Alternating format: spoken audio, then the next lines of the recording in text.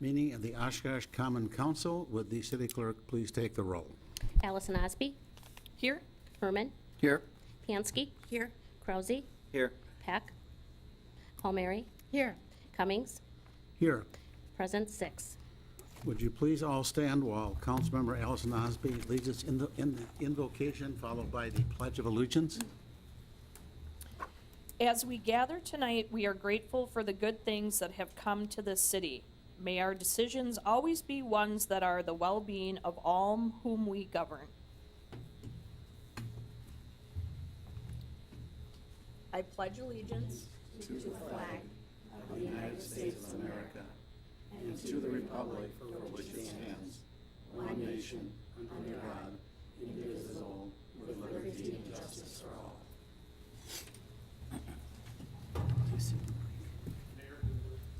Oh, you have it. Thank you. Oh, I stole it.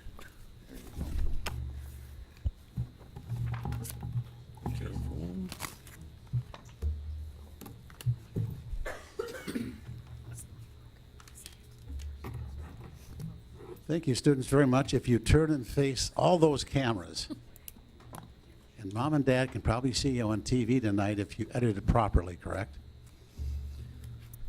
All right, thank you for leading us in the Pledge of Allegiance, and now I'm going to ask all of you a few questions, and then we have a certificate for you for helping us.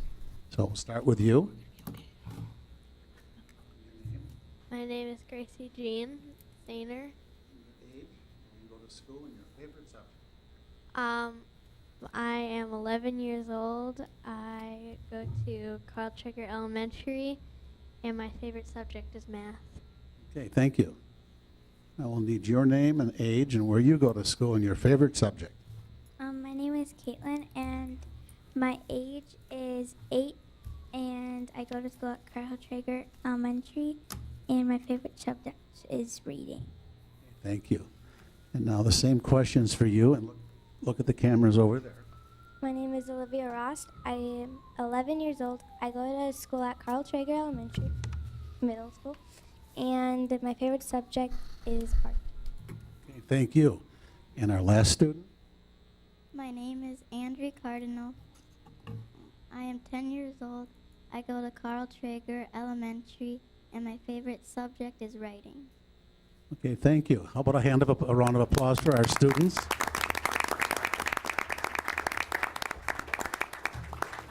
And now, after I give you your certificate, you can stay and watch this exciting meeting or go home and do homework. I do. Mom and dads? Homework, okay, unanimous. Okay, Olivia? That's nice, though. Caitlin? Reese? And Andrea. There. Thank you again.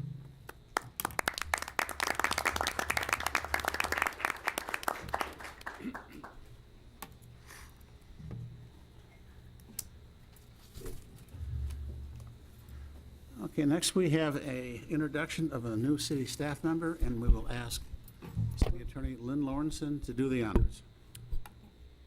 Amy, if you want to stand up. On December 13th, Amy Vandenhogen joined the city attorney's office as a full-time assistant city attorney.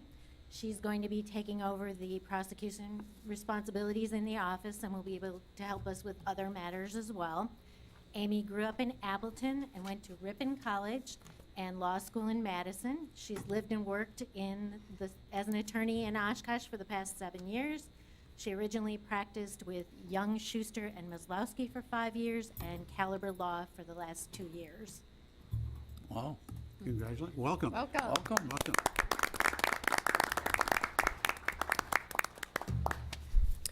And I'd also like to welcome a number of students from Mr. Simmons' class from the university who will be here to observe, and I'm speaking to your group next week. So keep your questions of me for next Thursday. But if you do have questions after the meeting, we'll be here to answer your questions. Next on the agenda is citizen statements to council. Mayor, we are up and running, and I do not have anybody registered. Okay, we'll move on to the consent agenda. In the consent agenda are items of a routine administrative nature that are voted on by the council in a single roll call vote. Staff recommends approval of all items. Any member of the public or common council may request that an item be removed from the consent agenda for discussion. And Pam, you said you have no one that's registered to speak, so I'll bring it back to the council for a motion and a second. So moved. Second. Any discussion?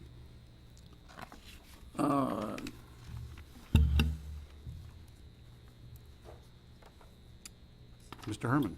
Thank you, Mayor. Resolution would be 1804. I don't know if there's anybody here that can speak on that. I think it was City Administration, Mr. Roloff, if you could talk a little bit about it. The only reason I'm asking the question is that there was it was revised. Could you just, what's the revisions? Sure. Ms. Larson's here, and she can explain. It's formalizing some things we haven't done in the past, and with the new budget system, the new Munis software that we started on January 1. Okay. I kind of had a feeling it was something like that because really the language wasn't much different. It was just, Correct. But there's two different reasons. There's one for each of those. okay.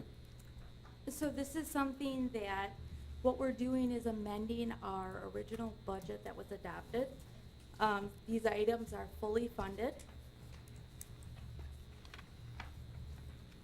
The one item is for the senior center, and we'll be doing a room renovation.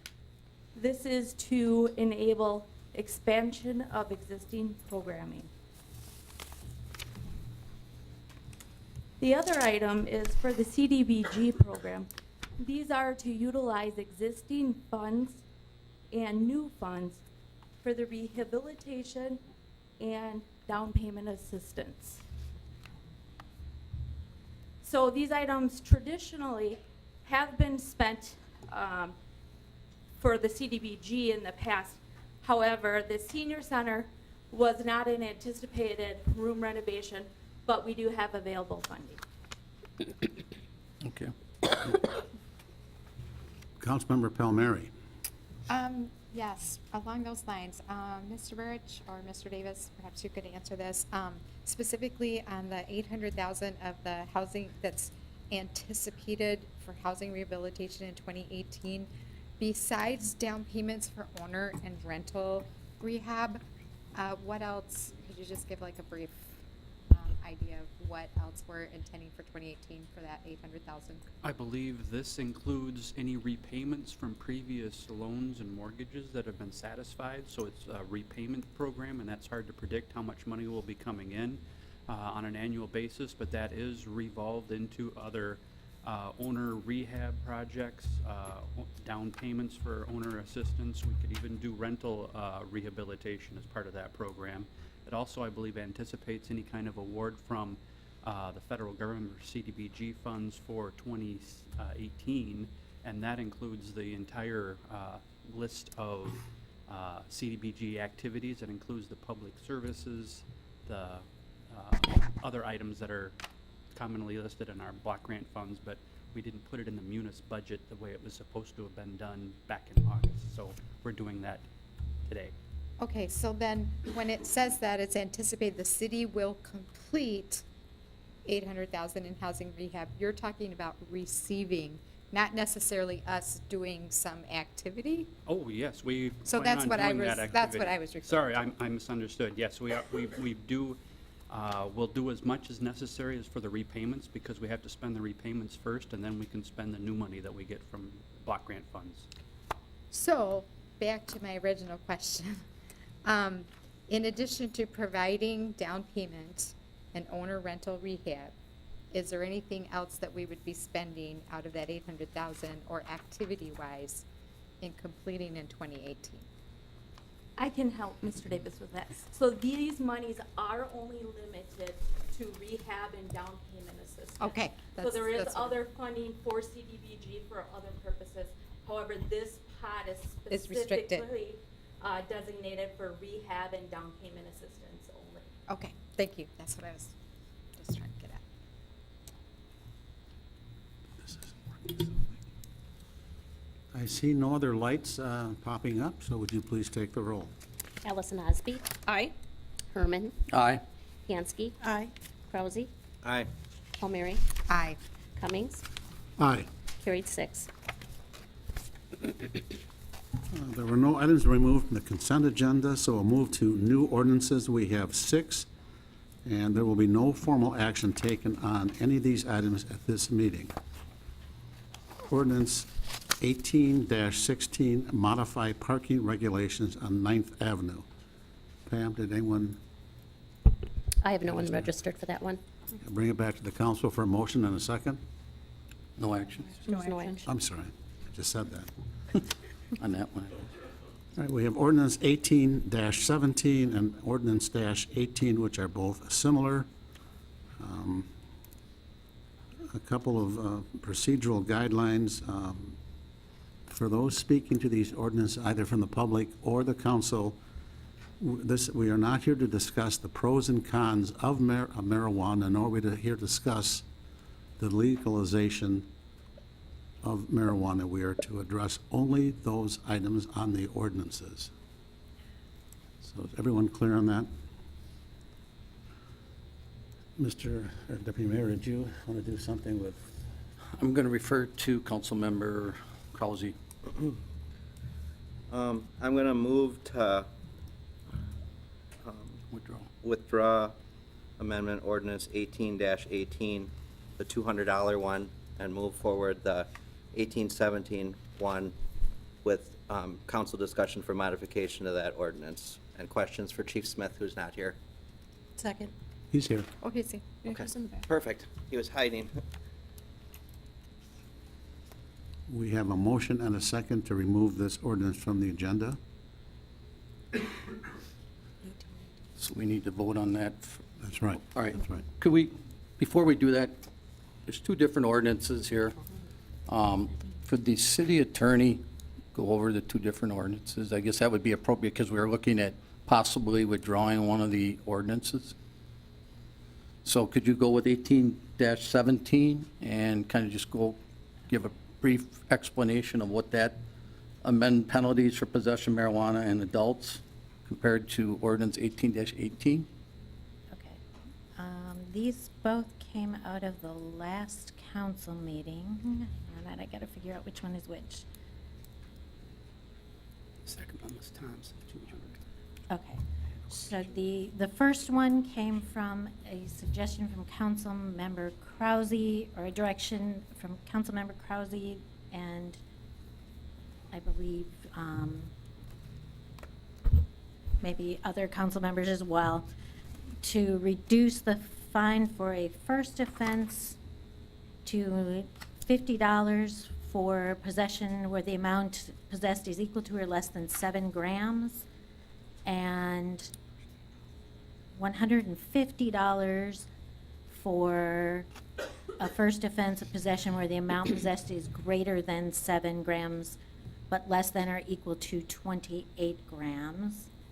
And the second was a suggestion that had come from Councilmember Peck, which was just to reduce the forfeiture for first offense marijuana violations to $200.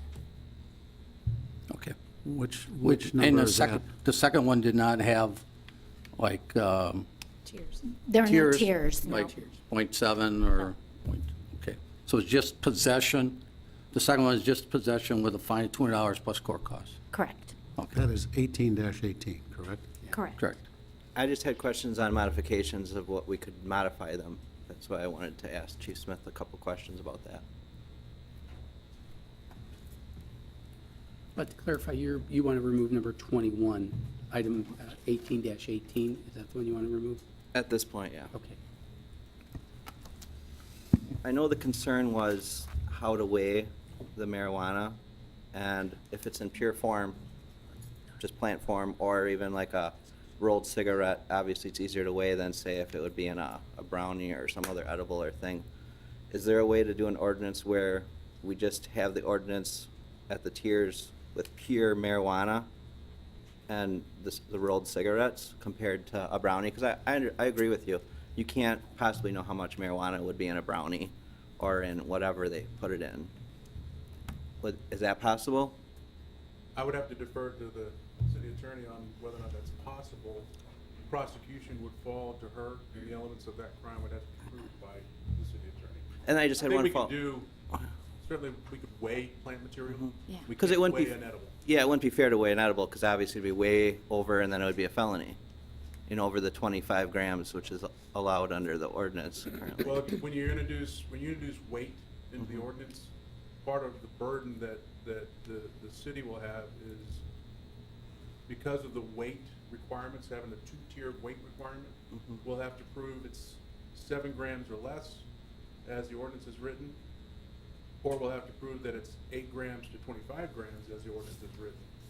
And so that's an element that has to be proved, so we have to come to court with that evidence that's available for the judge. Because there has to be ways to do it, because other cities have these tiered systems, and if they're successful, they're gonna follow through. If they're not successful, and criminals are getting charged excessively or with felonies, then they wouldn't be doing those. So obviously, there's a procedure to do this. Yeah, I believe it was La Crosse that you had mentioned before that has a weight attached to their ordinance. We did research that, and they limit it to 7 grams. How do they weigh it? They kind of eyeball it, Okay. as I talked to the chief in La Crosse, which for us is not really how we want to operate. But you can tell the difference between 7 grams and 25 grams by eyeballing it. Correct. They only go to 7 grams. Anything over 7 grams is a criminal offense. Okay. Thank you. Councilmember Pansky? Okay, Chief Smith, I'm a little concerned that, we seem to have come to a tiered system here that, we are satisfied with, or possibly, we'll get into that, I'm sure. I don't know what the issue is with you and your department. I don't know the process here. When you do come across somebody in possession of marijuana, what do you do? I mean, do you just take them in? I don't know where the issue lies, where you can't weigh this, or maybe you don't want to. I'm just a little confused and concerned that this isn't going to be followed if council chooses to go with the tiered system. Well, you got to remember, on an ordinance violation or a criminal violation, discretion still comes into play. The officer can charge criminally, or they can charge with an ordinance violation. It depends on the circumstances of the offense. As it relates to the weight, the concern that we're going to have is if an edible is involved, somebody has a brownie, we're going to have to charge the criminal. There's no leeway for us to weigh it, and we only have one course of action in that particular case. If they have oil, waxes, we'll have to charge a criminal. So you tend to limit our ability to use discretion on an ordinance ticket by adding in that particular component. So what do you do currently if somebody does have something that is rolled? Do you just bring them in and that material is weighed there? Are we speaking of plant material? Correct. Or of plant material, we would weigh it. Actually, You bring for an them ordinance ticket, in. We don't even have to weigh it. All we do is test chemically with court-approved test kits. And where are those tests done? We carry those on board with us. We can weigh it, we test it. If it comes back to THC, we're able to charge currently under the ordinance. And each squad car or officer is supplied with this Yes, possibility? yes, The kit, not The kit? Yeah, no scales, just the kit to test for. correct. And all of you, if we bring scales into the equation, we're gonna have to make sure the scales are calibrated. They have to remain calibrated, we have to test them. So if we use weight as a part of the element of the crime, we're gonna be bringing that material and potentially that person to police headquarters to weigh. Thank you. Councilperson Al Mary? Okay, so just so I understand this, the petition seekers, the petition that was sought was for the purpose of reducing the fine for first offense marijuana in a non-criminal situation. So am I understanding this that if council ends up having this less than 7 or more than 7 and less than 25 situation, that it could actually end up doing the opposite of what the petitioners were seeking, in that because of the weight issue, it would create a situation in which, in order to establish that, more criminal charges could end up being resulted because it has to go to the crime lab. I'm not sure if I'm understanding that completely, that if we end up with this two-tiered, that it could actually result in the opposite of what was intended by the, or what they were hoping for. A roundabout, yes, that could have unintended consequences. And again, we use an example that whatever way we come up across an edible, a cookie, a brownie, I can't weigh it. Right now, under our current ordinance, I can drop a piece of that brownie inside the test kit, and if it comes back to THC, we're probably gonna write that person an ordinance ticket. But I can't weigh a brownie, so that will result in criminal charge, because I can't prove the element of weight. Thank you. Councilman Krause? So my question again, and Ms. Lawrenson wasn't allowed to answer because I think we all just jumped on top of her. Can we just have an ordinance based on pure raw marijuana and rolled cigarettes? Because I mean, a rolled cigarette, the paper weighs nothing. So the marijuana inside is gonna be the weight of the drug or on the scale. I mean, is that allowed? It's going to be a little more challenging to write. I have to think about how to write it, but It's probably been yeah, done you around the could, country. yeah, you could write something like that. excluding Again, edibles I and think the oils, concern or is oils, that, yeah. and I don't know if this is the right word or not, but overcharging on something that, right now, we would write an ordinance violation for, that if we do this, we're gonna have to charge those criminally, and using the officers using their discretion now, us using our prosecutorial discretion, we wouldn't normally refer some of those things for criminal charges. And is that the intention of the council? And we wanted to just make sure that you guys understood the difficulty that might create for us. Yeah, we just don't want unintended purposes or intentions of having a brownie come in and you weigh it and it weighs 4 ounces and then they get a felony when they only had maybe 3 grams of marijuana in there. So obviously I know where you're coming from and I don't want that either. And for the purpose of clarity, I believe in that particular case, if we could send it to the lab will come back and say THC, or we'll field test it, it'll come back THC, we'll send it back to the lab for the official lab request, and on a criminal charge, it would be a misdemeanor criminal charge, probably not be a felony. But it would delete that whole layer of problems if we would just do pure marijuana and rolled cigarettes. That would be much easier for you guys to. It would be easier for us, and it would take care of any unintended consequences of having somebody charged criminally for something that potentially has less THC than however much the quantity of marijuana is that you. And we still could have the tiered system then if it's pure marijuana, because We it's potentially easier would to still weigh. be taking people down to police headquarters. Which in their, I mean, if it takes an hour or 2 hours, if it's a $50 fine or $150 or $200, it's a big enough gap where they're gonna be down there, and it's in their best interest to be down there.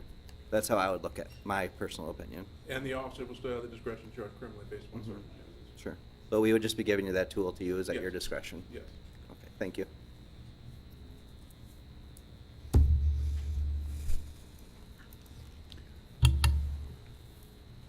Councilman Pansky? Okay, just, now Lynn, if we wanted to amend this then to specify raw material or rolled material, how do we have to go back and amend this? Because we're looking at withdrawing one, but then we still have one on the table.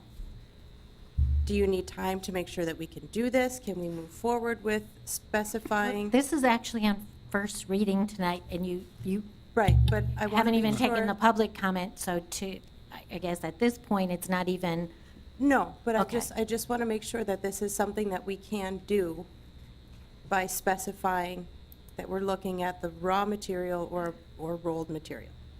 you can give me that direction, and I would want to take, this is hitting me just right now, so I Right, would want to make sure I'm wording it well and correctly and bring it back to you. You know, if that's a direction to bring it back on the second reading for an amendment, that gives me a week to figure out how to word that and do what you would like to have ready for an amendment when it's on second reading, yeah. Thank you. One comment, since there will be no formal action taken this night, I would suggest, this number one went through very quickly with the holiday season. There's been a lot of pressing things such as acquisition or the sale of land to Oshkosh Corp. There are varying opinions from all of my colleagues. The chief of police is the one who has to enforce the laws of the state of Wisconsin. I would suggest we give you better direction than before, because both these amendments, or these ordinances, were one person telling you they wanted to do that, another person said do that. Don't you need more council consensus to draft these type of ordinances? If that's so, I think we should take this back to the drawing board and come up with something that's very fair and workable for the community. And that's our concern, is the citizens of Oshkosh.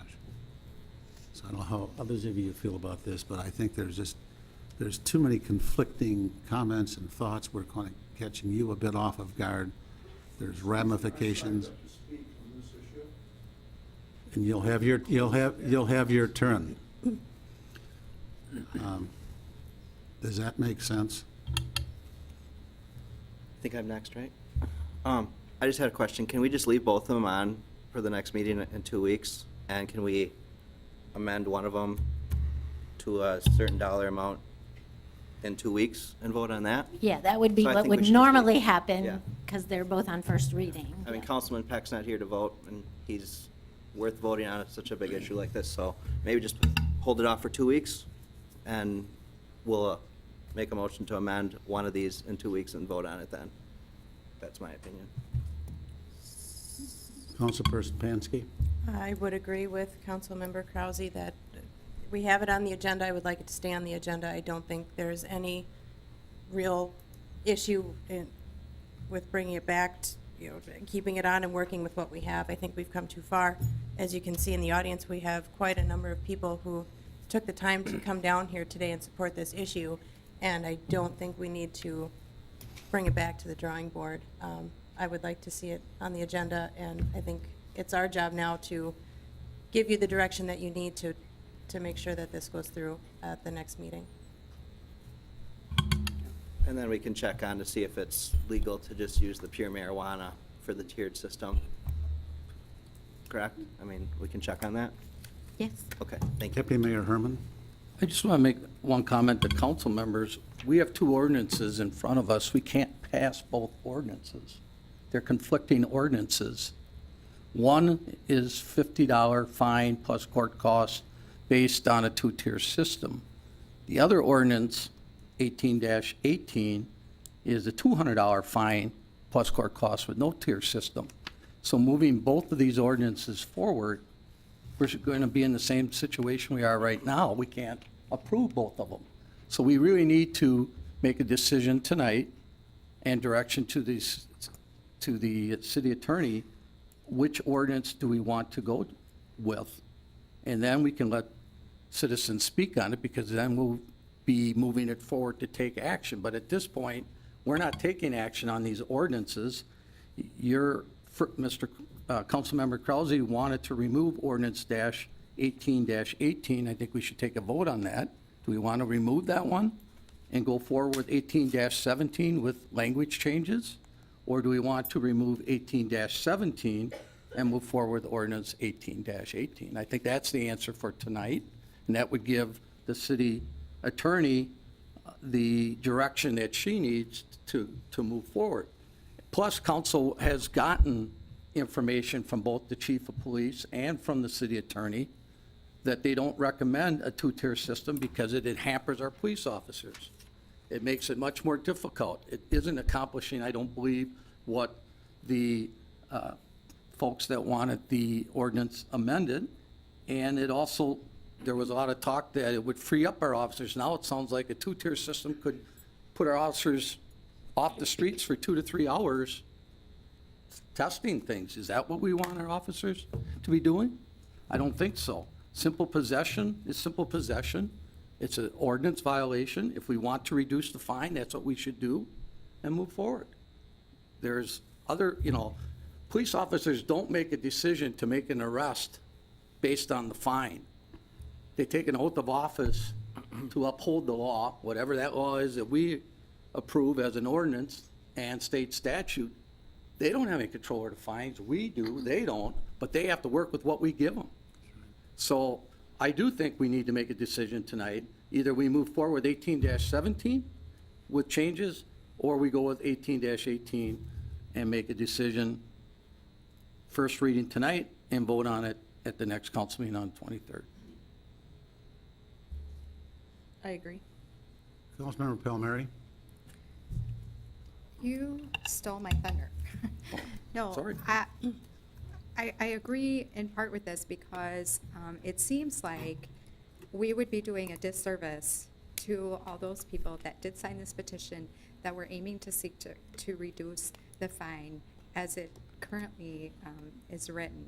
And also, as you said, it would end up over-complicating things to the point that it could end up with those unintended consequences.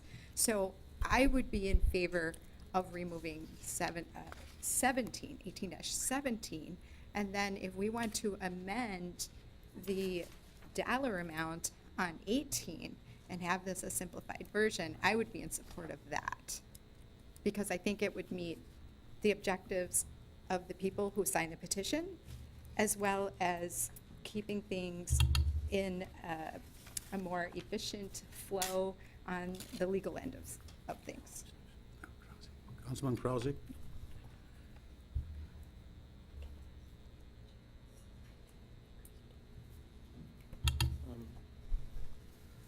I would be okay with 18-18 if we can modify it to a smaller amount, such as 7 to 8 grams, and reduce the fine to $50 like my two-tiered system was, and maybe leave the other one alone if we can't, have the two-tiered, and do the pure marijuana and rolled cigarettes. I mean, that can be weighed. It's not rocket science to look at it, and obviously, like you said, you can tell the difference between 7 grams compared to 25 grams. So I just have a problem with the $200 fine because it's out of line with other progressive cities in the state. Councilman Pansky? My first question is for Councilmember Palmieri. What were you thinking in ordinance 18-18? You had mentioned a possible amendment. What were you thinking on? Are you thinking of an increase or decrease? Where are you at that? So this would be in the situation where it would be anything under 25 grams, not 28, because we can't do the 28 as I understand it. I could see us doing, between 150 and 175 on that, and just have it a straight, flat fine. It would be kind of a compromise between the two without overcomplicating it. Okay, thank you. I guess I do understand what Councilmember Herman is stating about complicating the issue. I think most of you know that I've been in support of addressing this since the very beginning, and I'm still a little frustrated with the process. Excuse me, but a lot of these issues have just come up in front of us here tonight. We don't always get to talk about these things and figure out what the best course of action is. But the bottom line is that we still have all of these citizens here that want to see some change in this. I would be willing to support the 18-18 just for the sake of ease. But I would like to see that forfeiture go down a little bit more, possibly near the 150 is where I would be at. And that could be amended at the next second reading when it's brought before the council. There could be a motion to amend that amount. So that's where I'm at. So I guess we take a vote on, because we have a motion and a second to eliminate 18-18, so we have to vote that up or down. No, 17. No? No, it's He 18. mentioned 18. It goes back and forth. What, But we can, yeah, I can withdraw my second if, I make a motion to withdraw my removal of 18-18. I will withdraw my second. Deputy Mayor Herman. I'll make a motion that we withdraw ordinance 18-17. Second.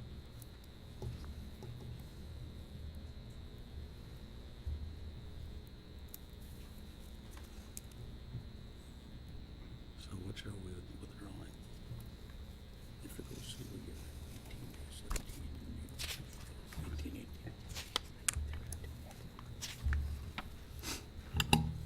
18. Are we now dealing with ordinance 18-17 as well as a removal of it? Is that what the vote we're looking for? My understanding is 1817 is on the floor to be withdrawn from the agenda. At this point, do we want to open it up to public comment? Did anyone sign up? Nobody, well, yes. Yes. So we'll do that now, so Pam. Okay. Our first individual to speak to item number 20, Sharon Kerner, 709 Merritt Avenue.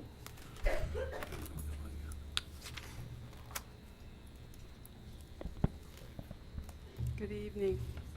Is this on? Can you hear me? Mm-hmm. I'm pretty baffled now because when I listened to the last council meeting, all the opinions went flying and everything went flying, and tonight it's like I'm not sure what I'm able to say. So if I get to a part where you think I shouldn't be saying that, please tell me. My first statement is that this is the first time I've ever thoroughly agreed with the council person, that was Mayor Cummings, when he said last time, leave this a status quo, I think is what he was implying, and let the state work it out. This is illegal, and for us to spend all this time and resource to lower a fine for people who have broken the law, and because they have all these excuses, certain council members said, do homework, so I did. I went out to the city hall, and I found out that if your fine is over $200, you may make payments, as I did years ago on my speeding ticket. And I also found out that many of the arrests the police make are not for pot in the car, but for some altercation or something that happened, like speeding, which if anyone has ever smoked marijuana, and Mr. Krause, you said you haven't, so you have no experience. And I grew up in the 60s, so I must admit, I have tried pot. First time I laughed like a loon, and I thought it was great, and then I could agree with you wanting to lower the fine. But the time that I got some really good pot, which what's coming out now, I've been to Colorado, my mind went into paranoia. So you have no idea how this stuff is going to affect you. And for us to give our young people in this city a message that we will lower the cost of a fine, it just baffles my mind, because I got in the mail my charges that would be for snow if I don't remove my snow. That's $100. If I forget to register my dogs, the fines that go with that, that's over what they've asked for in their $25 amount.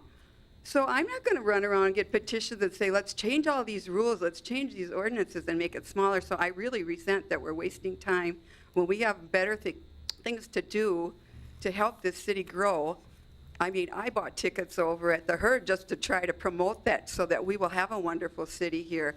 But this just baffles me. And I guess what I'm not sure if I'm allowed to say is Marinette recently passed an ordinance that will not allow pot to be sold, used in any form, so that they can beat out the state in case they pass a law that says it's legal. And I wasn't aware of that, but 30 states of this country have those kinds of dry counties for drugs and alcohol. So I want you to please keep the status quo and let this go to the state, and let's fight it out there. And if people spend too much money on pot and get a fine because they're caught speeding, please just get a payment plan or stop doing the pot for a while. Thank you. Thank you. Pam, who's Okay. next? Dan Riley, 602 East Parkway Avenue.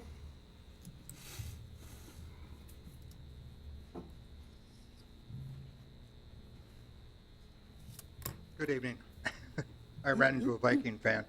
I'm teasing. A couple of comments. One is, I feel I have standing on this issue because I signed both petitions. and I helped circulate the second petition. And whether it's 18 or 17, those both go beyond what my intent was and the people that signed it. I think you should get back to what they're asking for. 3,700 people in this city want a reduced fine for what, $25? Why don't you deal with one of those? Instead, one is high and the other one is higher. I don't understand that. One other comment. These two things were approved 2 weeks ago, and you're debating tonight that they're in conflict. Why didn't you bump one of them last week, or last meeting, so we could come and discuss one or the other? I don't understand that. I know it's complicated, but it's getting more complicated. Thank you. Thank you. Pam? Mark Kelderman, W2457 Lamira Drive, Brownsville. Hello. First, I'd just like to say that the ordinance from Marinette that the young lady spoke about was overturned by the court and has yet to be determined. So before everybody jumps on that bandwagon and attacks all the local smoke shops, I would suggest they take a breath and watch and see what happens and transpires in that case. But more importantly, I think this is a big deal. The chief has said that we're arresting one person every 3 days on average in Oshkosh. And these aren't bad people. These are doctors, lawyers, students, homeless people, whoever. But these are your residents in your community. And you're making criminals out of them for a substance that 30 states in America now have some form of legalization. And we just feel like you're ignoring the wish of the constituents if we get off into a tangent about edibles and is that a separate charge and all the weight. It's like obfuscation. At some point, I appreciate the efforts of Jake and Carolyn and the council to put together a plan that perhaps is a compromise to some of the council members. And if that's the only option we have, we can live with that, and we will be appreciative because we think it's a step in the right direction. But I would agree with Mr. Herman. Let's just put this out there. Let people vote. I mean, we had people sign a petition for $25. So pick an amount, but put it out there. And people that want to hang their head on the issue will be either voted in or out of office next time around. We have all these young people in the audience tonight, and it's absolutely awesome because millennials now carry twice as much voting power as baby boomers, even though they don't vote as often. So this is your constituency, Mayor, that you look out here and say marijuana causes schizophrenia or whatever. We've sent you refutations for every charge you've made, and you've done everything in your power to obfuscate the issues, put out disinformation, or to block us from talking or having our way at the council meeting. So I would thank the rest of the council, Mr. Herman especially. Last year, we had a different relationship. This year, you've been willing to talk about the issue, listen, and I felt the council on the whole, with the exception of the mayor, gave us that courtesy and that respect to the 3,700, actually it's 4,500 people. But some of those were on parole for marijuana and couldn't vote, so it comes up to 3,700. Thank you.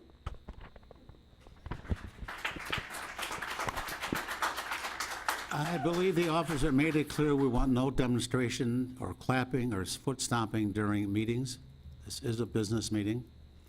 Pam, who is next? Mayor, I have no further individuals registered.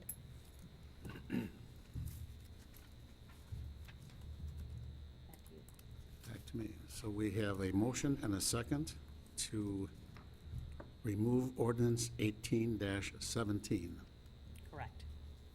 Is there any further discussion? Take the roll. Allison Osby? Aye. Herman? Aye. Pansky? Aye. Krause? Aye. Palmieri? Aye. Cummings? Aye.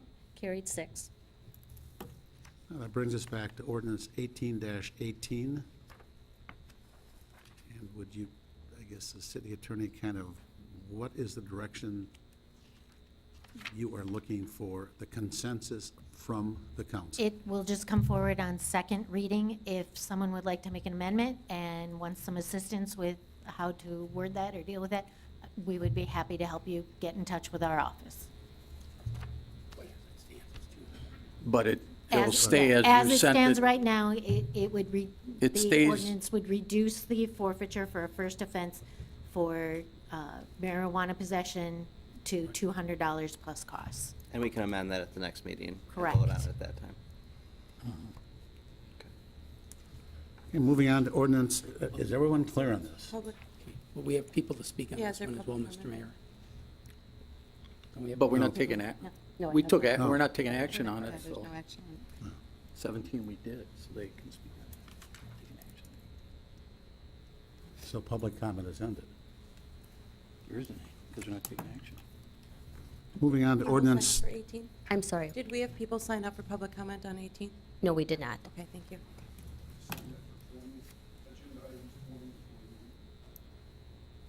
On here, it's just listed as 20.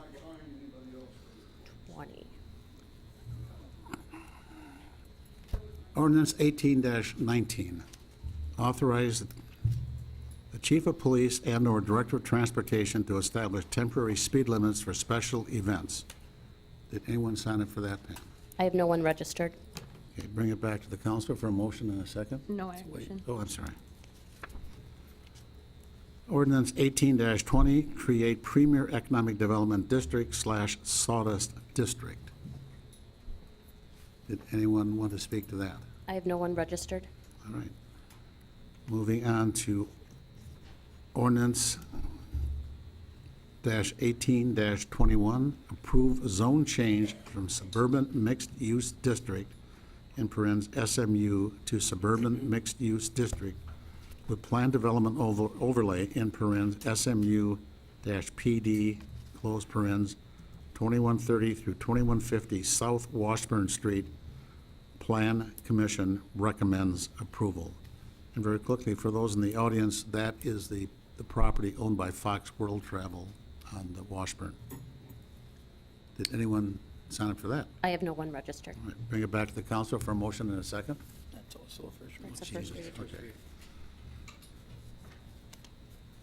Ordinance 18-22, approve amendment to zoning ordinance to create section 30-59 corporate business park district, in parens CBP. Staff recommends waiving the rules and adopting on first reading. Plan Commission recommends approval. Did anyone sign up? I have no one registered. Okay. Deputy Mayor Herman. Mayor, I'm asking that we waive the rules for ordinance 18-22 and approve it on first reading. Have a second? Second. Discussion? Would you please take the roll to a motion to suspend the second reading and vote on it right now? Allison Osby? Aye. Herman? Aye. Pansky? Aye. Krausy? Aye. Palmieri? Aye. Cummings? Aye. Carried 6. Ordinance -1823, approve zone change Mayor, from. no, we need to vote on this Oh, one now. Jesus, okay. Would you please take the roll? No, I need a motion and a second. We had On 18-22? Yeah, because we waived the rules, so we have to bring it back. I'm sorry. Okay, would you please take the roll on ordinance 18-22? No, we just need to make a motion. We need a motion. Okay. Second. Motion, please. I'll make a motion to approve 18-22. Second. Any discussion?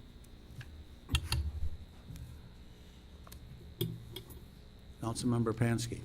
Thank you, Mayor. In discussions here about this, I was in support of this initially. I thought this was more regarding higher-end design standards, appropriate materials.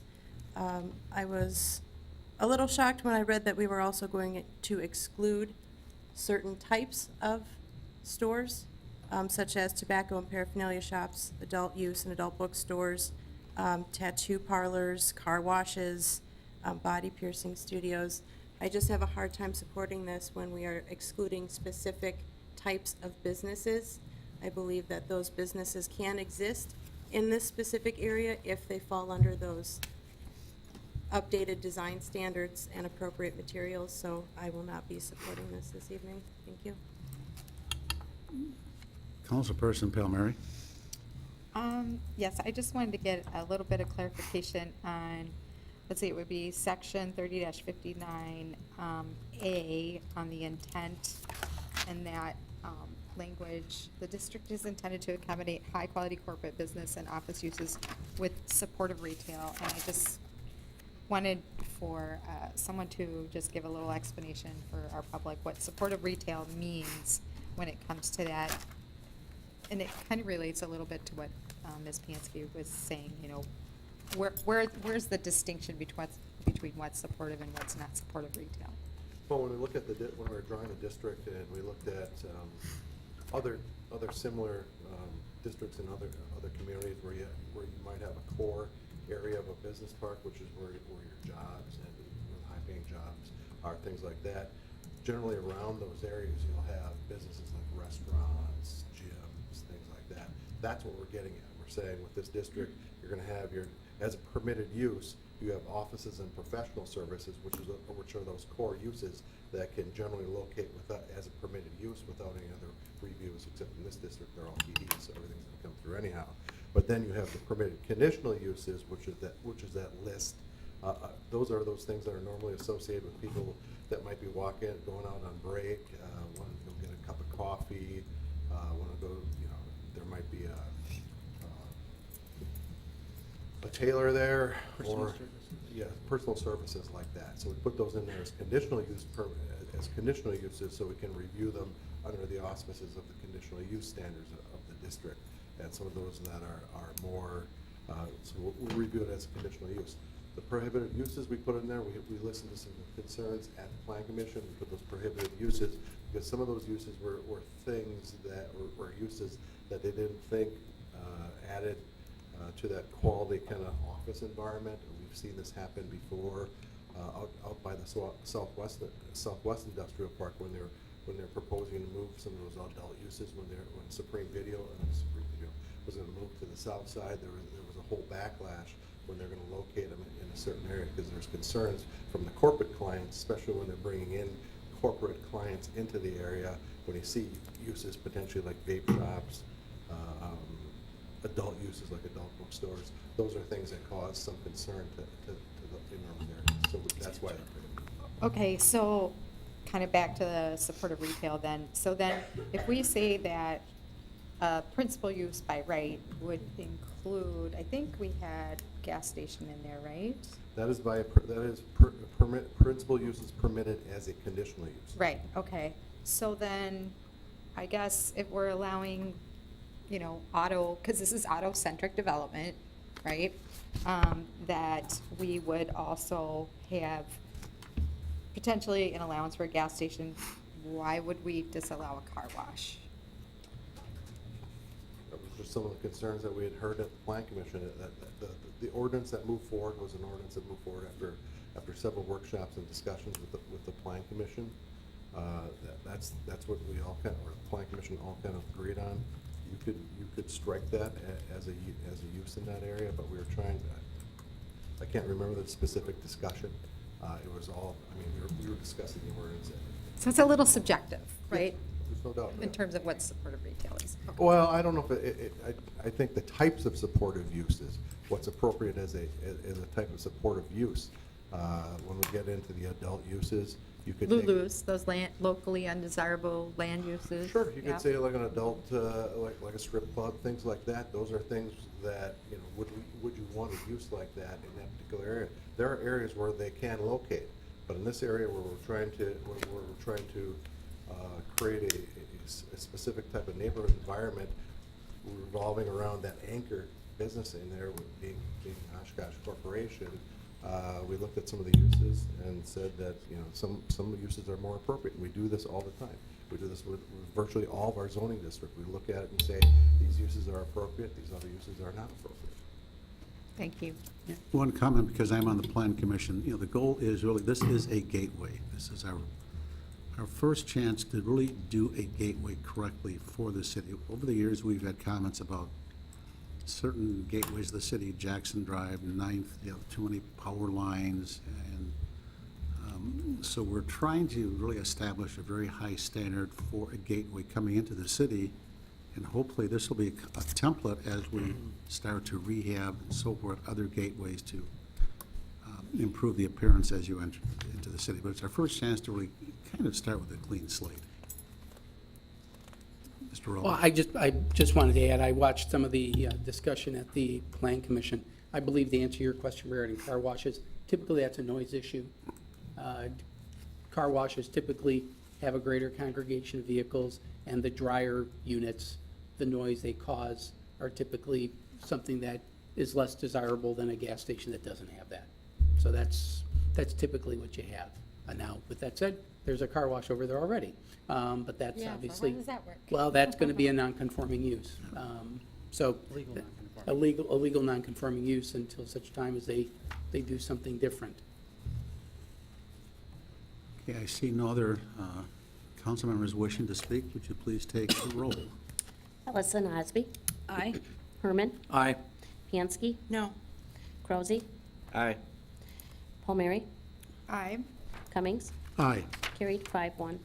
Next is ordinance 18-23, approve zone changes from institutional district in parens I, suburban mixed-use district in parens SMU, close parens, suburban mixed-use district with planned development overlay in parens SMU-PD, close parens, and single-family residential 2 district in parens SR-2, close parens, to corporate business park with a planned development overlay for property located at 1634 through 1900 Oshkosh Avenue and 1886 through 1936 Rath Lane. Staff recommends waiving the rules and adopting on the first reading. Plan Commission recommends approval. Did anyone sign up to speak to this? I have no one registered. Thank you. We'll bring it back for the council. First of all, for a motion and a second to waive the second reading. So moved. Second. Discussion? Would you please take the roll? Allison Osby, Aye. Herman, Aye. Piansky, Aye. Krause, Aye. Palmieri,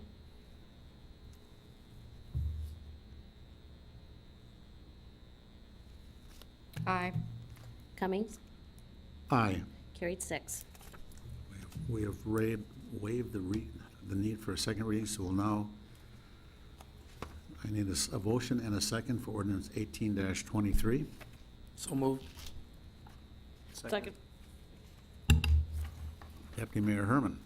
Thank you, Mayor. Mr. Davis, I guess, or Mr. Burridge, either one. You want to kind of go into detail, because this is kind of a tiered thing. It's part of our business district now, and we're trying to, there's going to be some funding available for projects and things like that, I believe. Is that this one?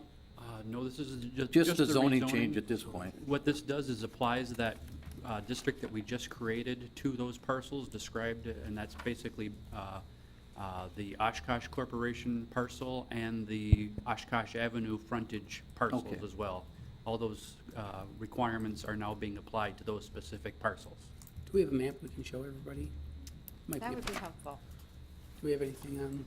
Yeah, Jake it would be Hicks. part of the staff report. Jake, if you pull it up on 1824. Would be 1823. Oh, 18, I'm sorry, 1820. Oh, right there. Page 222 in our packets. There, the map shows, right there, it shows the parcel map showing the area.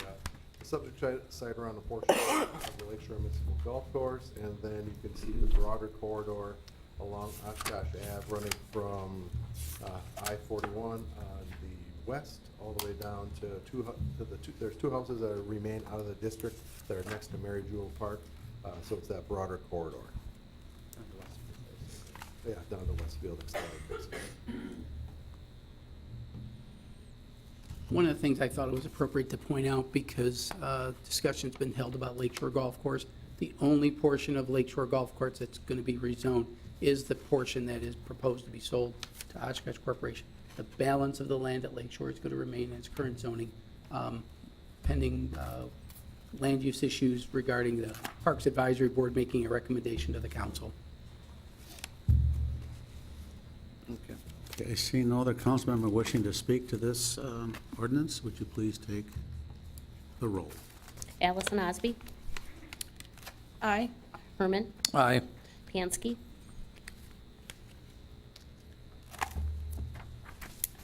Aye.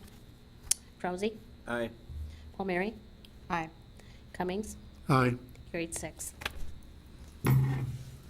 We have one new resolution, which is Resolution 18-24, approve agreement for purchase and sale of property with Oshkosh Corporation for a portion of Lakeshore Municipal Golf Course. Pam, has anyone registered to speak to this resolution? I have no one registered. Bring it back to the council for a motion and a second.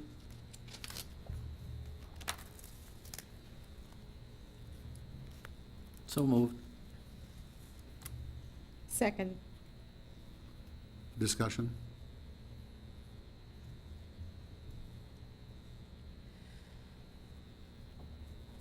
I see no one wishing to speak to this, so would you please take the roll?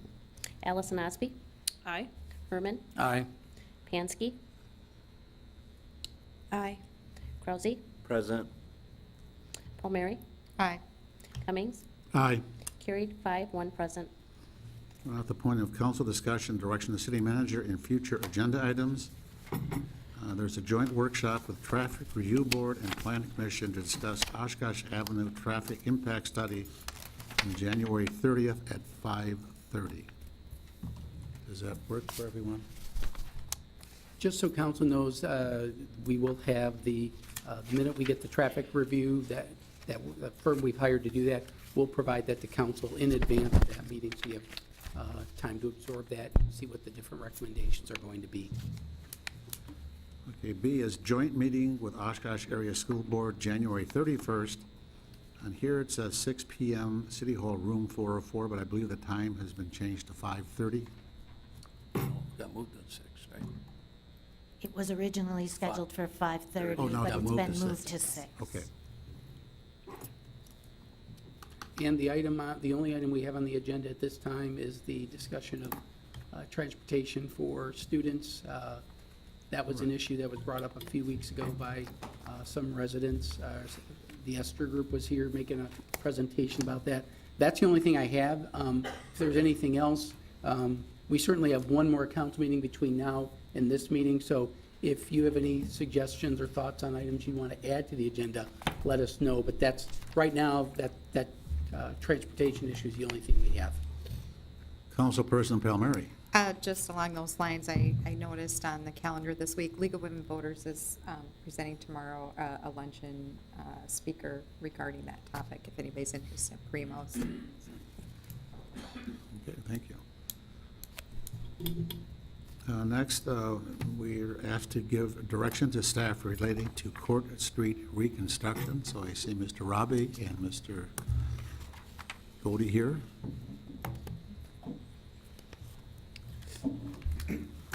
Yes, in your packets, I believe there was some materials as far as the options being proposed for the Court Street reconstruction.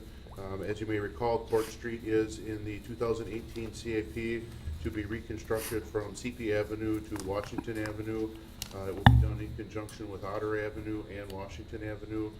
So there is significant 3 streets being put together into a single project there. Currently, I'll let Steve get into a little bit of the current geometrics of how it is. We just wanted to get a discussion going with you as we have with a couple of the other streets in recent history, Bayshore and Oregon, as we are nearing, getting to a point where we need to make those final design decisions. And we've got some options and ideas to present to you and get some feedback on. We wanted to do that at this time.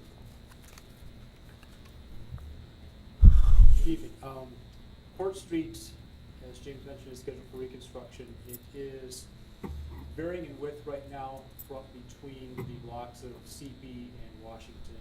The block between Otter and CP Street currently essentially has pavement from right-of-way line to right-of-way line. It's sidewalk, paved small terrace area butting up to the curb to the street and across the way.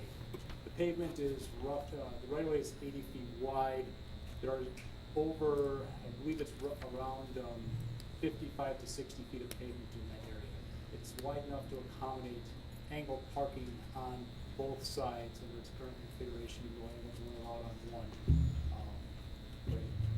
side of the street there. The next block to the north, Otter to Wagoo, is somewhat narrower, although it is wide enough still to allow angled parking, but only has parallel parking currently signed on that block. And then the block between Wagoo and Washington has a limited stretch of angled parking allowed in front of some current buildings, some current commercial buildings. There are about 10 to 12 stalls, I believe, in that northern section. Some of them do butt up to a residential property as well. Some of the ones in the northern portion were recently, in the last few years, removed to allow the bus to be able to get to the curb to reach the bus stop. Council should receive in their packets some possible alignment and configuration for Court Street. The first sheet I'd like to have looked at is the Court Street CP to Otter Avenue sheet. This sheet outlines how we could reconstruct the street to allow parallel parking on the west side and angled parking on the east side, abutting the housing authority property. The area to the north on this block again is a bus stop, so the angled parking at the northern end is not feasible, as any cars in there would not allow the bus to be able to get to the curb to deploy the ramp for loading and unloading. With this configuration, there are 9 stalls of parking and 1 handicap stall designated in there with the 8-foot ADA parking stall. Typical city policy for adding angled parking project is the abutting property owner pays 100% of the additional pavement widening for that parking, as it typically is a benefit to the abutting property. We've done this for numerous properties, churches, bars, Oshkosh Corporation, have all requested angled parking abutting their property, and it is, while not exclusively used, it certainly benefits their property tremendously, and they do get far and away the most use of it. In this case, the property owners have brought up is this a benefit to the properties more, or is this a community benefit for the angled parking issue here? That is the question they've asked, and then the follow-up is, if it is determined to be a community benefit, we don't feel that we should be having to pay for the widening of the parking. All of the commercial properties up through the stretch that have angled parking currently abutting their property have expressed they do not want the angled parking back if they have to pay additional costs for that parking. If you look at any of the other sheets beyond the Court Street sheet from CP to Otter, for instance, the Otter to Wagoo or the Wagoo to Washington, those show a 38-foot street in the right-of-way, which will allow parallel parking on both sides of the street and allow for a very wide green terrace, in this case, along this stretch. If it is offset to the west slightly, if we have to accommodate the angled parking, we need to offset the center line about 3 feet to the west on all of the blocks in order to have the traffic lanes line up. That would narrow the west side terrace slightly to 13 feet, and the east side be 19 feet wide. So balancing those out, the terrace width of the center road would be 16 feet. Again, Court Street's an 80-foot right-of-way. A standard for a local street would be 60, a collector would be 66. So at this point in time, staff is seeking direction as to what width we should pave the street at, the 38 feet. This 2 feet wider than the comprehensive plan would identify as a collector street at 36 feet. Court Street is classified as a collector, so we're proposing to widen it by 2 feet to allow for 8-foot parallel parking lanes and then 11-foot travel lanes in both directions. And then the other direction item we are seeking is whether angled parking should be included, and if it is, how to proceed with the payment. Do you missed anything? No, I don't think so. Okay. Councilmember Palmieri. Okay, can you please put the map back up, the original map? So as I understand it, we have varying widths on these 3 blocks Of existing pavement. of existing pavement. Okay. So we're looking at widening because our comprehensive plan says, I'm sorry, narrowing, because our comprehensive plan suggests 36 as opposed to 38. And we went through this with Oregon, South Oregon Street recently. So my question is, with the fire department being there, and I don't know, is Chief Franz still here? No, but we've had multiple discussions with Chief Franz about this issue. That's my question is, if we go narrower and we remove the angled parking that's across from there, does that, and then we're gonna have parallel parking, which takes maneuvering, right? Takes a little more time. Are we gonna end up in a situation where with the narrower street, with parallel parking, that's, could potentially slow things down, slowing down fire trucks and ambulances coming out onto Court Street? Fire trucks and ambulances actually do not exit the station onto Court Street, they exit the station onto CP Avenue. Oh, so then they would go, They generally go either direction on CP Avenue. There is Okay. no exit from the station onto Okay. Court Street. all right. They go the wrong way on that street. When they're Really? going to the west, Oh, I didn't they know that. go, look Yeah, out. look, if they're traveling west, they go lights and sirens and travel the wrong way on CP Avenue to get to where they're going quickly. Okay, all right, so that answers one thing. The other question I have is, again, if we remove angled parking, which it sounds like most of the folks over there don't really want to pay for that, and it probably only, I'm guessing, adds like a few spots, but it makes it easier, and I guess there's different data out there suggesting that there may or may not be increased crashes as a result of angled parking. So that's kind of up in the air. But ultimately, if we don't align the streets, doesn't that help with keeping traffic slower by having that kind of, what is it called, a chicane, where it kind of shifts a little bit? Actually, excuse me, narrowing the street either, whether it's 36, 38, 40, versus what it is now, will serve a significant function to slow traffic on the street. You know, that's one of the biggest challenges when you have a wide open street. Traffic does tend to move much quicker. Mm-hmm. You know, that's one of the reasons, you know, a lot of places are trying to narrow streets to control speeding and slow traffic down. You know, as Steve mentioned, you know, the comprehensive plan does recommend 36-foot wide street for a collector, which is what Court Street is. Our recommendation was to go to 38, which is a little bit wider than the comprehensive plan would suggest. And why would we go wider if the comprehensive plan suggests 36? With parallel parking on both sides, a 38-foot street would allow for 11-foot driving lanes. We feel that is much more reasonable than 10-foot driving lanes with parallel parking on both sides. We just, from a design standpoint, we feel it's much more reasonable than the 36-foot width for the collector streets. Okay, thanks. Councilperson Pansky. Thank you, Mayor.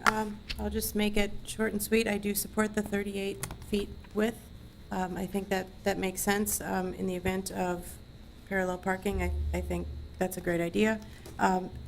If you have approached, according to our materials, the Housing Authority and the commercial businesses along this area in regards to angled parking are not in support of it, I am fine with that. I don't see the need for those few spots that benefit, you know, Waterfest probably, and then obviously the apartments there. But we have done significant work and are working on a lot of those parking lots in our downtown area. Let's use them. I don't see the need for the angled parking, so thank you. Deputy Mayor Herman. Just one brief question off of that angle parking. How many spots will we lose? 2, 3? Do we know? The angled parking count on one block was 9 plus the single handicap stall. If we go to straight parallel parking in that area, if everyone parks, ideally you can get 8, 7 is probably a more realistic number. Okay. Yeah, I would support the 38 feet width and parallel parking. They don't want to pay for it. I don't think we need to put it on the back of the other taxpayers.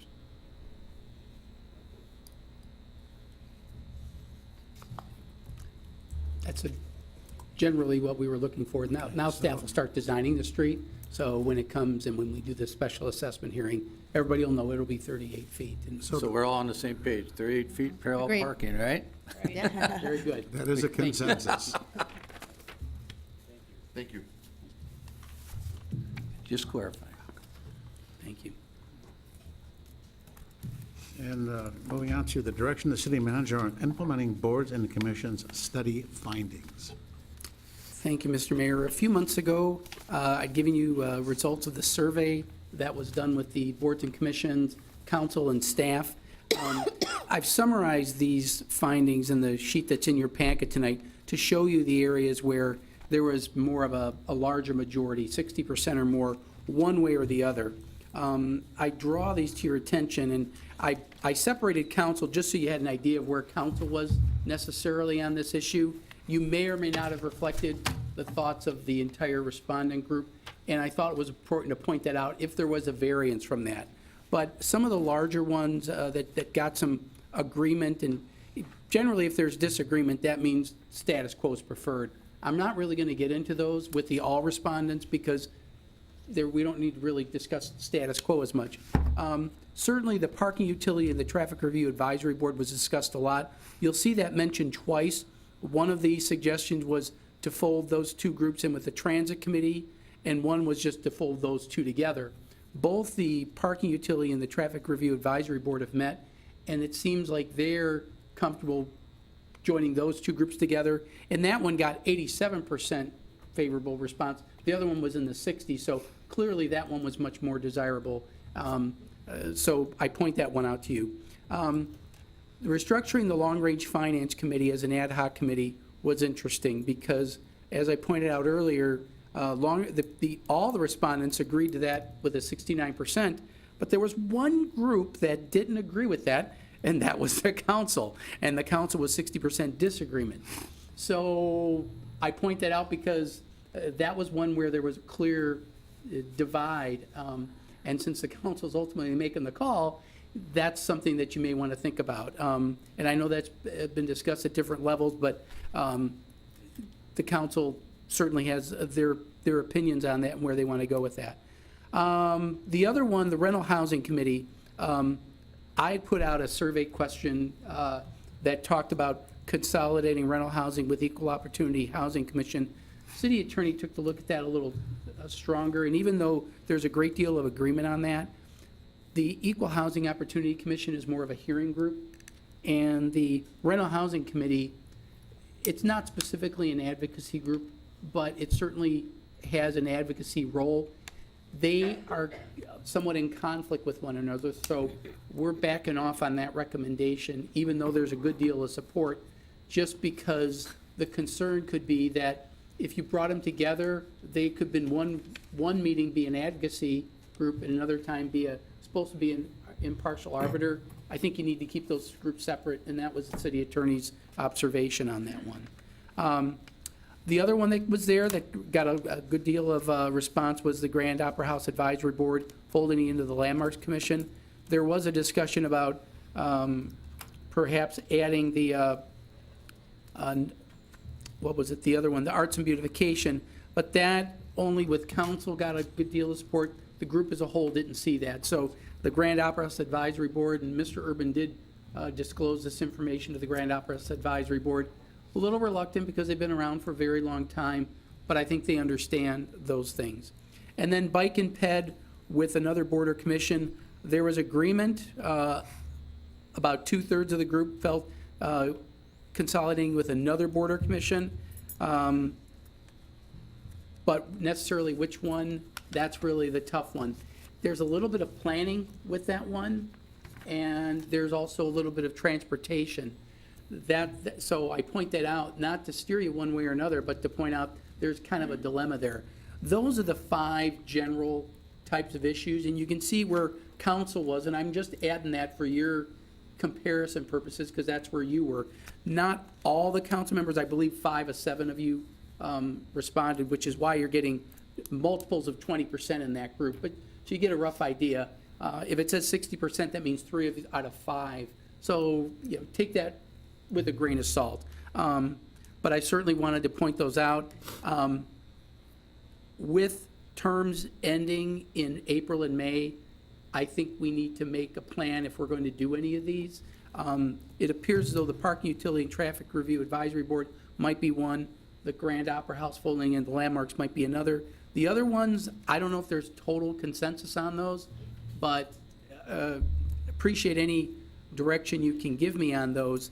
We can prepare an ordinance and then also work through what I would call a transition, and we can certainly make some recommendations to you on transitions. We want to value the contributions of every board and commission member, and if we need to transition from consolidate them with maybe a slightly larger group and then slowly bring that down, I've seen that done, and it can be done very tastefully without, throwing anybody to the curb. And that's, with all the great contributions you get from your boards and commissions, that may be something you want to take a look at. So those are the 5. I'd like to get some, I'm just giving it to you now. Certainly want to answer any questions you have, but I'd like to put this on a future agenda so the council can give me direction. But right now, the only 2 I really see as jumping out are the parking, traffic, and then the Grand Opera House and the landmarks. Councilmember Palmieri.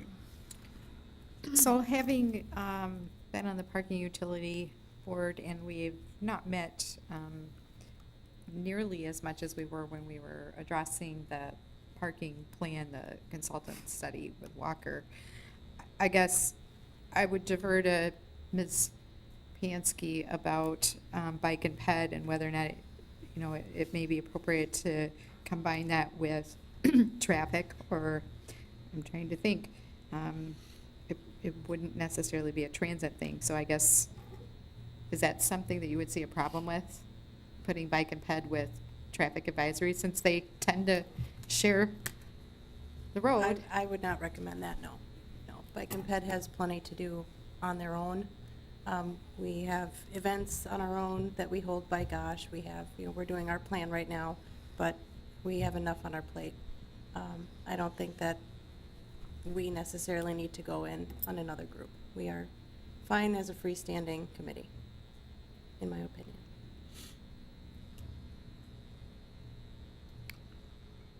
Councilman Krausik. I'll just give my input on what she said too. I'm on the traffic, and we run about an hour, so I mean, if we want a 2-hour meeting, if that's reasonable in people's minds, we could probably do it. But my question was directed for Mr. Roloff. The change membership criteria was left blank. What kind of feedback did we get on that? I'm not sure why it was left blank. We were just doing this at the last minute. It was a relatively low number, but you've got that, and I can get that filled in for you. There wasn't a great deal of response to that. And obviously, the council didn't have a strong opinion one way or the other on that one. That has been discussed at the chairs of the board and commissions. The mayor meets with the chairs on a quarterly basis, and that was a suggestion they had for the local options, just because you might be able to get some other input. It's still a policy call for the council. I'll get that number for you, though, Mr. Krause. Thank you. Deputy Mayor Herman. Thank you, Mayor. I've served just about on every one of these at one time or another in my 8 years, so I'll just weigh in a little bit on them. I do think, though, that the parking utility and traffic review could go together. I know that the parking utility strictly deals with the city-owned parking lots, but I do think that there are issues related that they could cross over. The Arts and Beautification Committee is a new committee. I'm not so sure at this point. We shouldn't let them see if where they're going. It's a new committee, and all of a sudden consolidate them.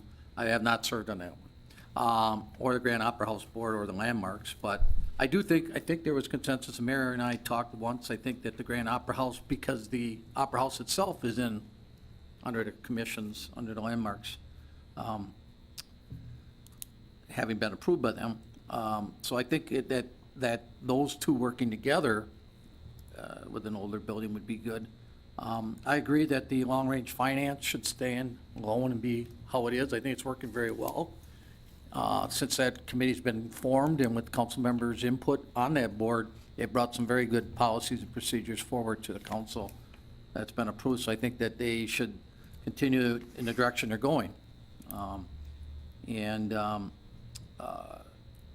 Transit, I think, has to kind of stay on its own because transit deals really mostly with the busing issues in the city. And, but I think what, the key thing, and I think what council wants to look at is the overlaps in some of these. Like when the bike pet moves something forward, it's got to go to traffic review. Sometimes it ends up on the transits committee. So maybe trying to streamline it a little bit, or the process might be the way we kind of look at some of these, not so much maybe consolidating committees, but just streamlining the processes. Does it have to go through all these different committees for approval before it comes back to council? I don't know if that's even been looked at in this evaluation, because sometimes it slows the process down if 3, 4, 5 committees have to weigh in on it. Now, I know there are committee members, and I'm sure that there might be council members here that disagree with that they feel their committee should weigh in on it.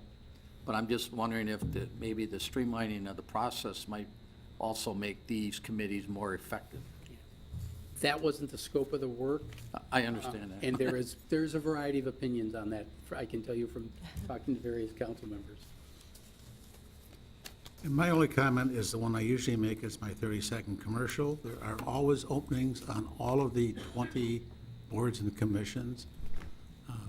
The only really restriction, you have to be a citizen of Oshkosh, but it's a great way, especially for younger people, to start learning the process of local government. So if anyone in the audience, if you live in Oshkosh, would like to be on a board and commission, I'll bring the application on Thursday. But it's a great way to get involved in local government. And so those in the audience, if you have a desire to serve the community, most of the boards and commissions meet once a month. Most of the meetings do not run over 2 hours. But I really encourage anyone who has an interest in the community to think about serving on a board and commission. So what I will do is I'll put this back on the agenda for subsequent discussion and, oh, I'm sorry. Carolyn Pansky? Thank you, Mayor. Just first to Deputy Mayor Herman's point, I know staff is pretty good, our staff liaison anyway, is really good at identifying those opportunities to meet and hold joint workshops with other committees that we might have some interaction with, so we can hash out some of these details without, waiting for their meeting and then our meeting is the next month and et cetera. So I think that point comes down to the staff recognizing those opportunities. Probably not our area, but definitely their area. I do agree with pretty much everything that has been said. Parking, utility, and traffic review, I think, make a great fit. I would support putting Grand Opera House Advisory Board into landmarks. And I spoke on bike and pet. I think those are the two big ones that jump out. So that's what I'd like to see. Thank you. You have direction? Yep, yeah, and what I'll do is I'll put it on next agenda and maybe take this form and maybe consolidate even more. We started with the big survey, now we go to this, give you some specific options and thumbs up, thumbs down, and then we can, because then we'll have to prepare the ordinance. And with the transition stuff, that'll be the toughest thing, because the transition stuff will have, the language will be a little trickier, and we want to make sure that we get it right. Okay, thank you. Right, we're at the second point for citizens to make comments to the council. Pam, has anyone registered to speak? I have no one registered. All right. Move down to council member announcements and statements, and that is Councilmember Palmieri and I with an update on the testimony we gave in Madison last Wednesday regarding the rental inspection bill. So would you like to start, Councilman Palmieri? Sure, Mayor, thank you. I guess you don't need my button then. No. All right. So yes, we did travel to Madison on the 3rd. It was a full day. I think we waited like 7 hours to speak, 4 or 5 minutes each, regarding 3 AB 639, or SB 639 and AB 771. Although Mr. Roloff also gave testimony regarding AB 770, which was a developer bill. 771 being the rental, primarily related to rental inspections, landlord-tenant matters. We did testify in opposition. The changes to the legislation were such that they were recommending absolutely, going back to the complaint-based format. And as many of you know, we did pass an ordinance last year which required a regular interval of inspections for rental housing. So it was a very valuable experience. That was my first rodeo, so I was a little nervous, but there were a number of people testifying from all over the state.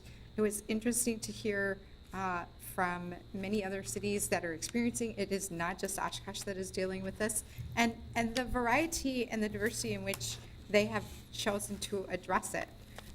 Bottom line, it seems that we will be, there are some compromises being made that would put us back into the, I guess, targeting specific geographic areas rather than trying to do this citywide.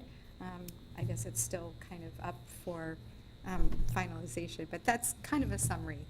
We were definitely honored to have that opportunity. Mayor? Okay, thank you.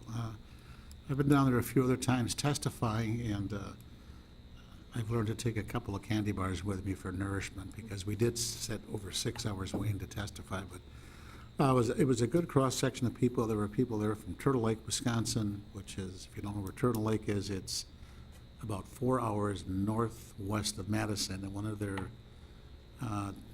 village trustees has been down there for every one of these testify every time. There are people from walking cities throughout the state.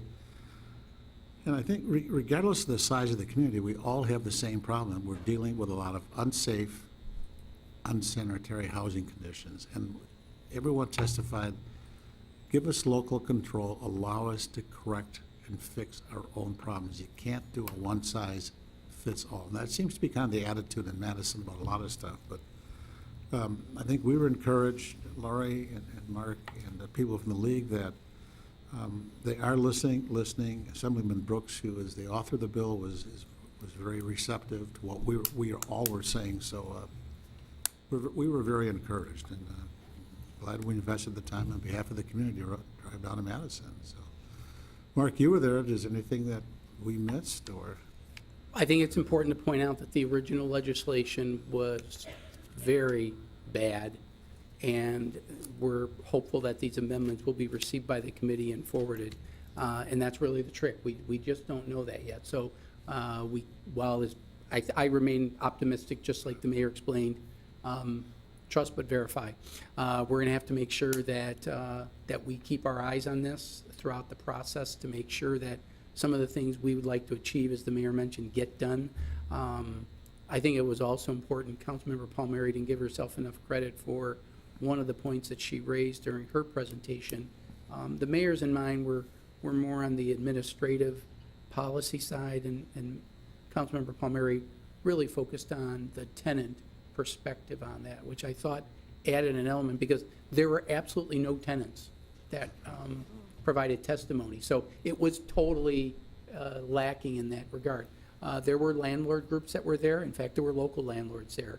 We tried to explain that not all the landlords are bad, and as Councilmember Palmieri acknowledged, not all tenants are good.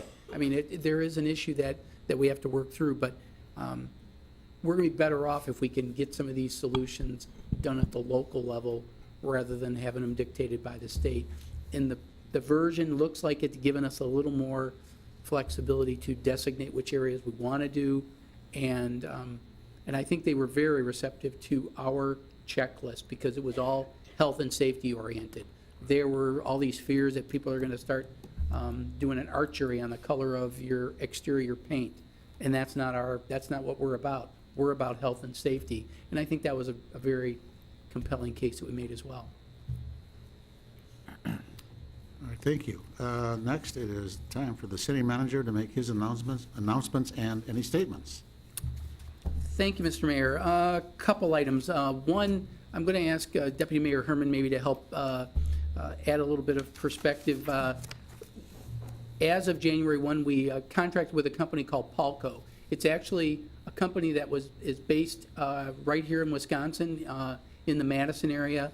They were actually awarded a recognition for their business plan. They were supported by Generator, which is an incubator industry, and they met with me shortly after they started. This was about a year ago, and we were listening to what they were. This company does surveying, and a lot of people might think it's like SurveyMonkey. It goes well beyond that, but the idea is that it's citizen engagement software that's online that somebody can register, and once they're registered, all their demographic data is there and available, that they don't have to answer it multiple times. The reason Deputy Mayor Herman's aware of it is we've made a presentation, staff made a presentation to the Parks Board last night with the discussion of what do we do with the balance of Lakeshore. We felt this was the perfect first project to get out of the gate. And the idea is we want to let people know that this service is going to exist. We'll first start with people to get them registered so that they're registered for whatever survey we may want to put out. You can do it through Facebook, and the minute you do it on Facebook, it ties in all the information you've already provided Facebook, so you don't have to re-enter it again. And that's the idea, is to try to make these surveys as easy as possible so that we can get quick feedback from the public on relevant topics. And they also have a data analysis tool as well. They made a presentation to the Parks Board. We also, when we met with Palco to get their most recent presentation, Professor Larson with the university, who has succeeded Professor Nolenberger, who does our citizen survey, she attended. And while we're not sure if we can get it done this year, she is trying to see if we can use that as our new platform for our citizen survey, which was something that council had asked me to take a look at, and she feels that she can make it still statistically valid, even though it'll change from totally paper, which has one bias, to totally online, which has another bias, but she feels she can fix those issues for purposes of analysis. Mr. Herman, you have anything maybe you can shed light on? Just a little brief for those that might not be familiar with Polko, obviously. The key thing is it's to get civic engagement, city manager said, because we've done a lot of public information meetings over the years, very unattended. Unlike tonight, where we have a lot of people in attendance. But it also, a lot of online surveys, you can take them as many times as you want, so the balloting isn't accurate. But they post questions, they give out background information on the topic. As simple as, would you support an additional $3.18 per month for biweekly curbside recycling? They'll give all the information on recycling and things like that. They'll do some they share confidentiality, shared to all community channels. Verification shares one vote per person, as I said earlier. So it's really a one-shop thing, as the city manager said. So if you register on this, you'll get an email, or if you do the app on your phone, and you can take the survey right then and there. And it'll go right to their database. They'll analyze it. They'll give out the information back to the city, and it'll be very poignant. And so, for example, I'll be honest, we're going to ask a question. Do the citizens of Oshkosh support a golf course run by the city of Oshkosh on the remaining land at Lakeshore Golf Course? Yes or no? And that'll be one question. Then it'll go in a different, be another question. So it's going to be a short thing, but then down the line, council will, or the Parks Board will get that information, can have a good discussion based on the citizens' inputs. We'll be able to use that for future things, whether it's some of the issues like we talked about tonight. Does the citizens of Oshkosh support reducing a fine for possession of marijuana? Something like that. So there's a lot of opportunity to really use this service, and once you're registered, you'll get sent any survey. You don't have to take it if you don't want to. If it's something you don't have interest in, it doesn't pertain to you, you just ignore it and take it out of there. So I do think it is a great opportunity to get our message out there, and we're going to try to get it to all our boards and commissions. We're gonna try to get the Rotaries, Kiwanis, Lions, any group, and get as many people registered as possible. And the survey for the golf course is gonna be out in the next week, and you're gonna have about a week to 10 days to respond, because we need to move forward with that sometime in March. So, thank you. Thank you. Councilmember Just- Bill Murray. Yeah, just a little kind of detailed question on that. So how does that online survey or profile work to confirm or verify that someone's a citizen or resident of Oshkosh? Let me see here how they do that. I mean, does it They have have- yeah, there's a- there's a there's a way. mechanism? It's based on, there's a method that they have that verifies, you have to enter like your name, and you have to enter, I think, there's another verification. It's organized by district, age, gender,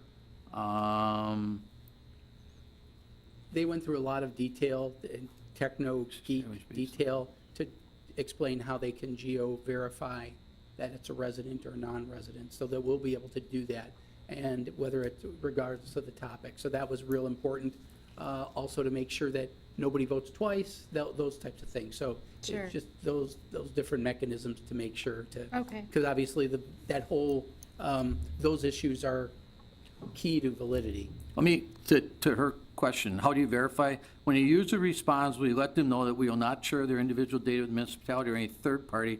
They would like to provide a few pieces of personal data. We can verify their citizen resident status in the community to also make sure their results are counted in the often more cited verified resident results. So they have a way of, I mean, I guess I'm just wondering, what's to prevent me from like entering my neighbor's name and address? You know what I'm saying? yeah, I don't know if they have that in their Yeah, brochure. Just curious. All right, so I'm gonna think about. Councilmember Pansky. Thank you, Mayor. My question is, either one of you, I'm sure, can answer this, but, so who can decide what questions to put up? How are we going to, is there one person who's going to have approval of what kinds of questions we're asking, or if it's going to all the boards and commissions? How is that going to be regulated, and to make sure that we're not asking the same thing 15 times from different committees? How? We'll have somebody centralized with staff, likely be Emily Springstro. But we want to make sure that we aren't sending out a zillion surveys and just kind of dilute the effectiveness of it.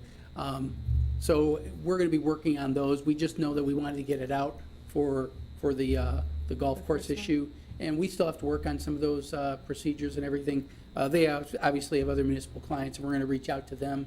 And there's some locally, because they're a Wisconsin-based company, they've started in their own backyard, and they've reached out to a lot of communities in the state, and there's been a good response. So I think we're going to we'll have users that will be able to go through those types of issues, make sure that we do it correctly.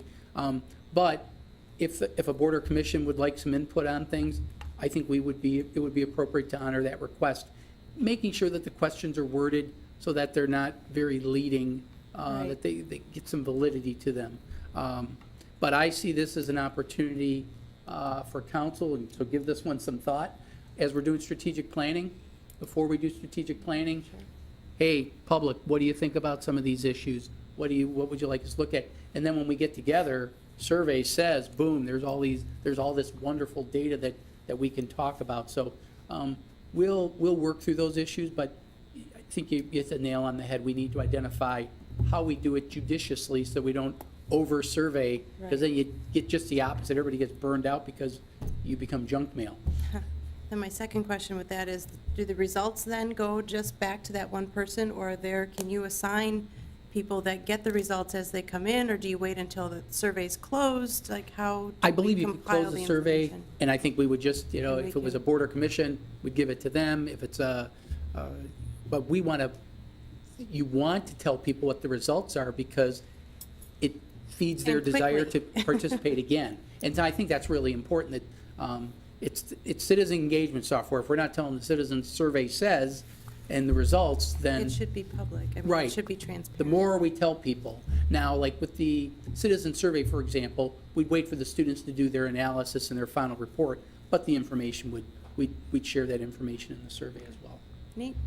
Yeah, Thank you. I'm very excited about it, and, but because we're gonna be doing it pretty soon with the golf course one, we figured we'd let the council be aware of it, and you'll see more applications. Thank you. I just had one follow-up on that, Mr. Olaf. Were there any discussions or questions asked about how that survey or that product can help us improve some of our reach in terms of representative diversity throughout the community? I know in our former citizen survey, we may have had some challenges with that, so I just curious if that was addressed. We're still, they don't make specific recommendations on how you can improve that, but I think it'll give us an idea. We'll get some immediate feedback. Palco will not reveal individual data to us. That's something that is clear in their, but they'll provide you. But aggregate, right? The aggregate, so if they're say, you're underrepresented with just registrants, we'll know if our registrants aren't, so if we can reach out to target communities and say, look, you're not registered, we need you in there, then we can improve that by monitoring if our numbers are getting close to our real demographic profile. Thank you. Okay, there are no further questions. Would you move on to the Oshkosh Corporation update? The memo from Mr. Davis is in your package. You know, a lot of what we did tonight, the zoning, the sale, those are all in there. Tonight, we're going to be discussing the development agreement in closed session because we'll be bringing that forward within the next month. But as we wanted to make sure council had first opportunity to take a look at it and see what changes we may want to make. We're working on some of the issues about archaeological. They were in there. We're addressing those issues. We just have to be cautious, just like we were on Bayshore Drive when we dug up the street there. We're not anticipating everything, but we have to make sure that we're okay on that. Other than that, staff's working with Oshkosh Corp about just making sure that we're getting things in order while they go through their design development phase. So we don't have anything yet because they're still working on it, but we anticipate within the next month or so that schedule, keep it in, keep it on, keep reviewing it periodically so you know what's coming up in subsequent meetings. And But just, that's really it. just one question, the move-in date is December 2019, correct? We put that in, yeah, that's what we put on the tentative or the approval that the council gave. Their goal is to be in fall of 19. You mentioned Bayshore Drive. Do we have the results back from what they found in Bayshore Drive, which goes back midsummer or summer? I'm looking over at Mr. Robbie and I don't, his I'm face just doesn't curious. tell me that we have an answer, if that's what you're asking. I've had some weird neighbors over the years that No burials though. To my knowledge, we have not received a final report from the archaeologist yet, but I know staff are working with them. Obviously, we're working with them on another project, but I know we are trying to get all those things wrapped up. just correct my memory, the cost was $40,000 for Bayshore. It was a large figure, as I recall. I don't remember the exact cost. I'll have to Just look get, into that and get I back was to kind you. of curious what these unexpected costs can mount up to. Yep. Yep. Thank you. The one item I neglected to mention about the archaeological in the case of Lake Shore is any artifacts that are recovered that may have some historical value will be turned over to our public museum. And that, the idea is that they will remain here in Oshkosh. But we're gonna get a lot of fish bones. So, but don't get all excited that we're gonna find as we were joking, the Ark of the Covenant or something like that. It's not gonna be an Indiana Jones movie, it'll be more like a National Geographic movie. So, but we'll get you the results as soon as we know them. Okay, thank you. If that's it, Deputy Mayor Herman would like to make a motion to go into a closed session. Thank you, Mayor.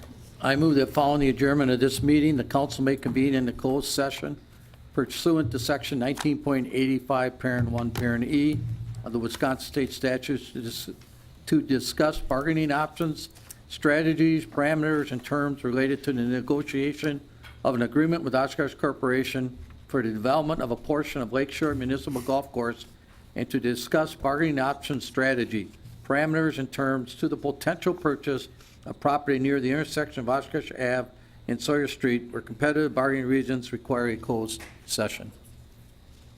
Second. Would you please take the roll? Allison Osby, Aye? Herman, Aye. Pansky, Aye. Rousey, Aye. Peck, Aye. O'Meara, Aye. Cummings, Aye. carried 7. I now need a motion to adjourn in a second. So moved. Second. All in favor signify by saying aye. Aye. Adjourn.